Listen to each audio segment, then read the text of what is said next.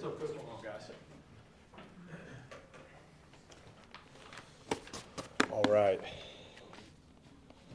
Appreciate you guys being here today, making it back out, and the sun came up, and we're living, and we're thankful. I just want to start out by, kind of talked about this on Saturday night, but I want to reiterate just to the El Paso community, to Ciudad Juarez, to 915 and everything. I mean, I cannot tell you. I've never in my career have I been a part of a group of five atmosphere that was on Saturday night. I want to thank our fan base. I want to thank the city of El Paso. I want to thank those that came over from Juarez to support everybody, in that regard. Our administration did an amazing job of the minor walk. The mine shaft was unbelievable. Dr. Hotelin with the marching miners.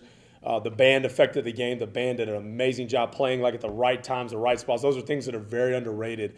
And I want to thank Dr. Hotel, and I want to thank the Spirit Squad, the cheerleaders, and the dancers. I mean, it was an unbelievable atmosphere. I mean, never in my career have I been a part of a G5 atmosphere like that. That was a Power 4 atmosphere all the way, and it just shows what this place can be. But we got to uphold our end of the bargain, and that's what we didn't do, obviously. And for that, we're going to get back to work and correct the details. We've already got to the film and made a lot of corrections, but I just want the city of El Paso to know. I know it may be hard to see it, but I believe in this program. I believe in what we're doing. I believe in our process.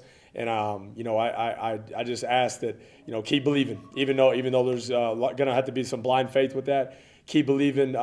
We need your support, and we're going to do everything we can to earn our respect, or earn your respect, and create a winning program. We know it's not made overnight. Our plan is to win every single game we play, and we're going to prepare to win every single game we play. That's going to be the standard. But at the end of the day, we know that everything we're doing right now, we are building a program and building our brand and our culture, and those things take time. But at the same time, inexcusable loss at home. But I am just so appreciative to the atmosphere that was created. It was unbelievable, first class all the way, and keep believing, and we're going to keep churning forward. A couple things from the game. We did have some positives of the game. We had Katie Johnson record his first sack as a minor. He finished with 2 total. I thought that was awesome. Skylar Locklear, the first minor in the modern era to have a rushing touchdown, passing touchdown, and a receiving touchdown. Certainly the first in my career of a quarterback having numbers like that with 3 different ways of scoring a touchdown. I thought he played really well.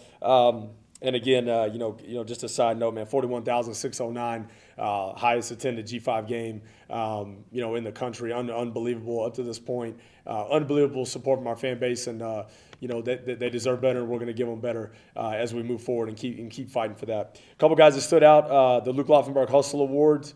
Did an amazing job, played really, really physical and hard. On the Blue Blaze, Otis Pitts on the O-line.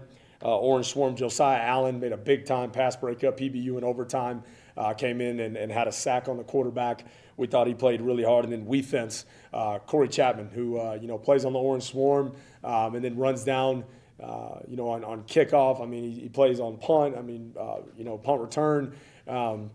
That's our Iron Dukes unit and our Blackhawks unit, and he just doesn't come off the field. Devo Players of the Week did an amazing job. Two time in a row, second time in a row. This time on the blue offense, giving our defense a look. Playing running back Xavier Johnson from Hanks High School in El Paso. Orange defense, Kofi Taylor Barracks did a great job giving us a look up front. And on the defensive units that gave us a great look the whole week was B.J. Jones, linebacker from South Oak Cliff High School. So really, really proud of those guys. And obviously we've gotten to the tape. We've addressed our penalty issues head on. And again, I'm the head coach of this program. I take full responsibility for this loss, but we have got to the film. We flushed it out. We talk about Flush Sunday, and we flushed it out. We've had confronted hard truths, and looked at where our errors lied, and we are making a conscious effort, to correct those things and move forward. But I believe in this program. I believe in this team. Our players, they were hurting, but they came back on Sunday and approached it the right way with a professional mindset, to get after in the weight room and get after on the field. So we're excited and looking forward to a great opportunity this week to get back on track as we enter conference play. So with that, I'll open for questions. Coach, do you have a feel yet? I mean, I know I asked you this after the game, but the third quarter when things kind of got away from you, do you have a feel of what kind of went wrong and what you could fix? Yeah, so I feel like when I answered that question for you after the game, I felt like it was fairly accurate. The biggest thing they did a great job. They made a massive adjustment on their offense and went 12 personnel, played with 2 tight ends, and went to some gap scheme that really hurt us, and we did a poor job adjusting to that, and that's why they were able to run the football, and they extended drives and stayed on the field, and it led to that offensive lull as well. And offense doesn't get a reprieve on that. Obviously, whether we get 1 drive or 2 drives, it doesn't matter. We got to go out and put the ball in the paint, and we sputtered on those drives, and it was and we didn't get many possessions in that third quarter, but it all started with the inability to stop the run. You tied things up 24-24. You think of going for 2 at that point at all? No. I thought let's tie this thing. We did have the momentum, but I felt like we've repped overtime in fall camp. We actually did a 2-point shootout in fall camp to simulate when you get to that third overtime.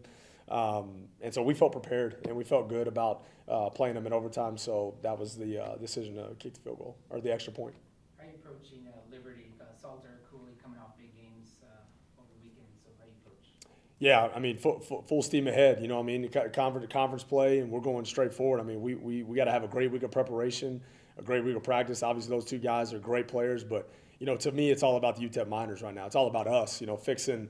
What we have to do. We know we're playing a great opponent.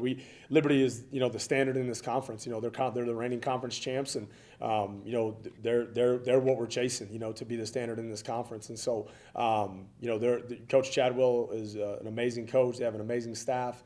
They do a great job, and they're certainly extremely talented. And so they deserve our full effort and preparation. But the number one thing this week for us, honestly, is us. Hey, let's we watched every penalty as an offense. We've talked about every penalty. We've looked at the miscues, and how can we be better? For me, it's and for us, it's all about intentionality at practice and going back, making sure we're detail oriented in everything that we do. And I certainly feel like the players did a great job of yesterday of starting that for the week.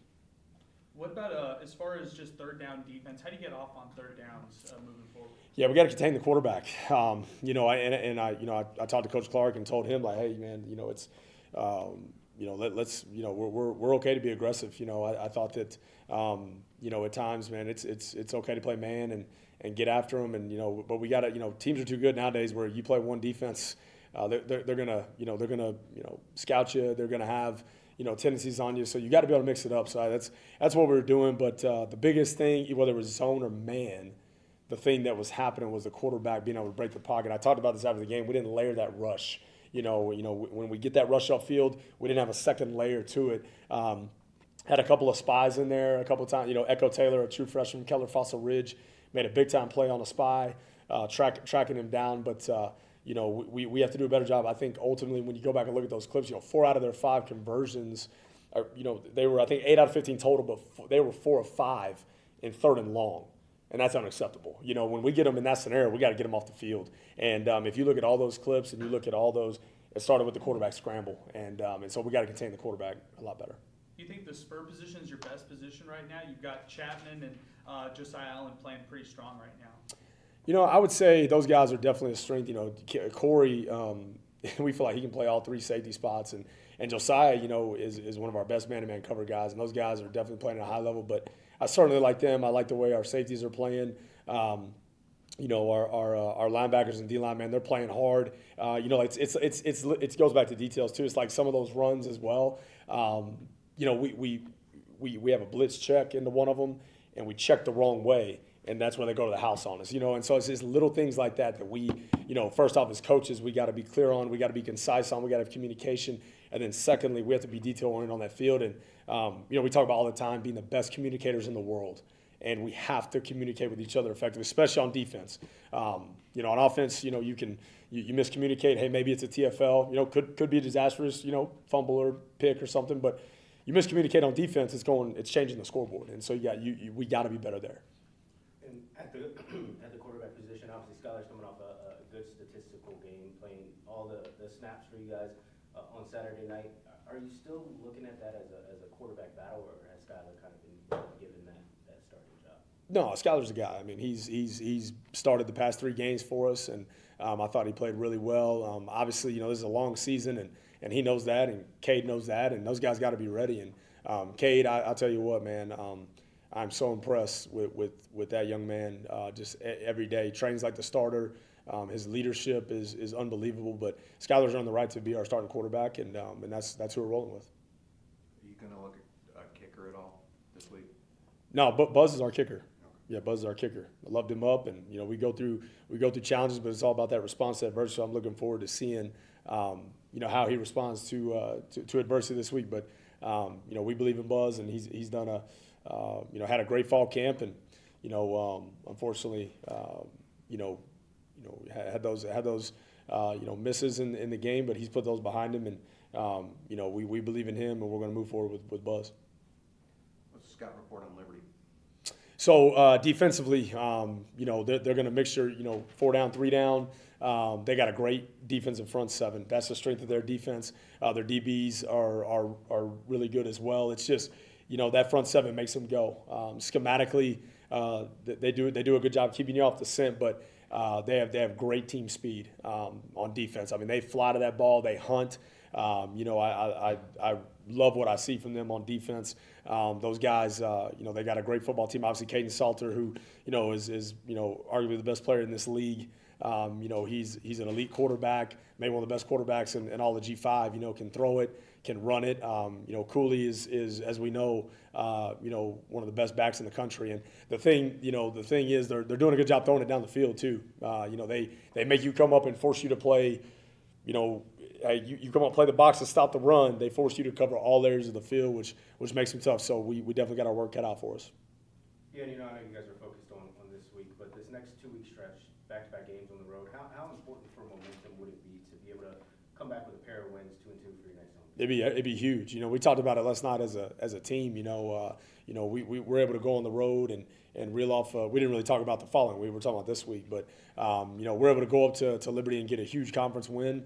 That changes the whole dynamic of the momentum right now, right? You almost can put this one behind you and you get to move forward. But the biggest thing is it's conference play.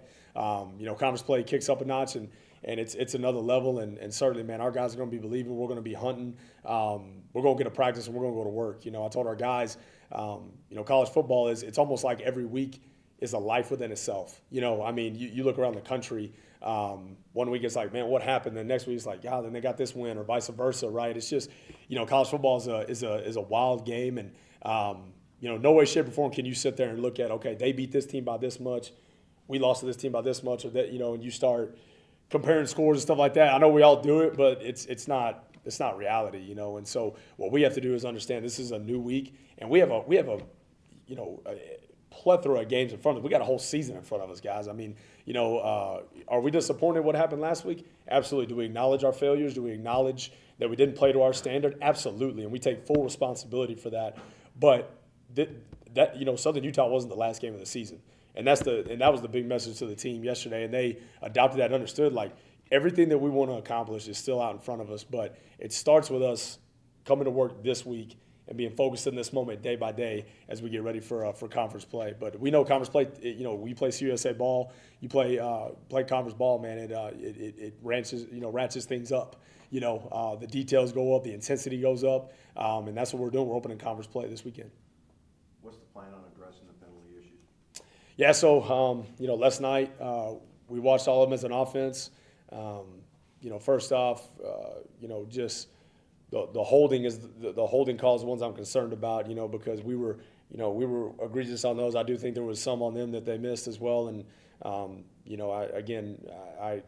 officials to me are never going to, dictate or win or lose you a game. I'm never one of those guys that's going to put the blame on that. But at the end of the day too, I did think that there were some calls that, were just not clear, and I'm gonna get some clarity on them. But we did have way too many penalties, and they've been addressed. we always do for personal fouls. We always up down around the logo on Sunday nights. We circle that logo, and so because I want those guys to remember what it means to be a UTEP minor and play clean and play disciplined football. And so we circled around the logo, and we paid the piper last night. Anything else, Coach? Awesome. Thanks, guys. Appreciate it.